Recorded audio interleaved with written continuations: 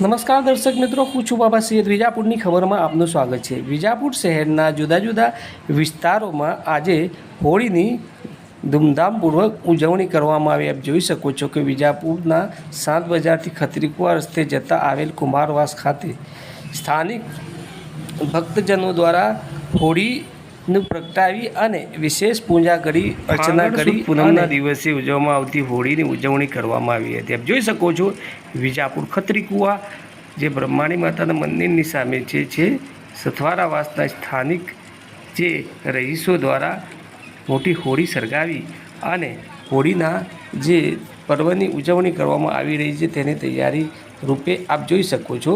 બીજી બાજુ વિજાપુર પોલીસે પર આ તહેવારને લઈને ચુસ્ત બંદોબસ્ત સંજયભાઈ ગોસ્વામી જે સ્થાનિક પીએસઆઈ છે તેમના આગેવાની હેઠળ પૂરું પાડવામાં આવ્યું હતું.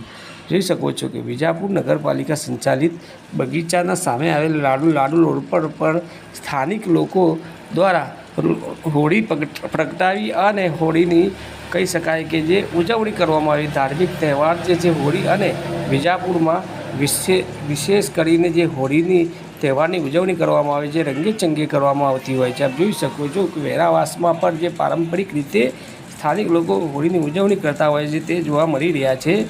આપને વધુમાં જણાવીએ કે જે આ કુવાવાળો વાસ જે છે જે ભાટવાડા વિસ્તારમાં છે જે ત્યાં પર પારંપરિક હોળી નો તહેવારની ઉજવણી કરવામાં આવે છે. હોળી પ્રગટાવી સ્થાનિક લોકો દ્વારા હોળીના અગ્નિના જે રાઉન્ડમાં પ્રદક્ષિણા કરવામાં આવતી હોય છે તેમાં નાળિયેર પણ હોમે છે. આ હોમેલું નાળિયેર પ્રસાદી સ્વરૂપે ગ્રહણ કરવામાં આવે છે. પ્રસાદીનું નાળિયેર ખૂબ જ સ્વાદિષ્ટ હોય છે. આપણે હોળી પ્રગટાવે આવે તે પૂર્વ હોળીના વચ્ચે 7 ધાનની માટલી દાટી દેખાતા પણ ક્યાંક ગામડાઓમાં જોવા મળતી હોય છે. તપોધનવાસ ખાતે પર હોળી જે પ્રગટાવી અને ઉજવણી કરવામાં આવતી હોય છે તેવા દ્રશ્ય દેખાઈ રહ્યા છે.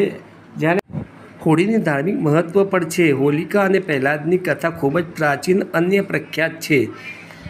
આ કથામાં પ્રહલાદના ઘણા બધા મારવાના પ્રયત્ન કરવા છતાં પ્રહલાદ મરતો નથી. પ્રહલાદ વિષ્ણુ ભગવાનનો સૌથી મોટો ભક્ત હોય છે. અંતે પ્રહલાદ અને હોલિકાને અગ્નિની ચિંતા પર બેસાડવામાં આવે છે તો પણ પ્રહલાદ સળગતો નથી. હોલિકાને અગ્નિમાં ન સળગવાનું વરદાન હતું પણ તે સળગી જાય છે. ધૂળેટીની જ્યારે બીજા દિવસે કહી શકાય કે જે ધૂળેટીની ઉજવણી કરવામાં આવતી હોય છે. પરંતુ આવી હાલ આપ જોઈ શકો છો તાજા દ્રશ્યો જે છે વિજાપુરની ખબર પડતી વિજાપુરના જુદા જુદા વિસ્તારોમાં જે રીતની હોળીના તહેવારની જે હોળી પ્રગટાવીને જે ધાર્મિક તહેવાર છે તેની ઉજવણી કરવામાં આવતી હોય છે. જે ધરતી ટાઉનશીપ ખાતે પણ જોઈ શકો છો કે ધરતી ટાઉનશીપના રહીશો દ્વારા પણ હોળી પ્રગટાવી અને ભારે કહી શકાય કે જે ધાર્મિકતાનો તહેવાર છે અને ભારે હર્ષો ઉલ્લાસ અને શ્રદ્ધાની સાથે આજે તહેવારની ઉજવણી કરવામાં આવતી હોય છે. ત્યારે વિજાપુરના ધરતી ટાઉનશીપના લોકો પર આ હોળી ધૂળેટીના પર્વને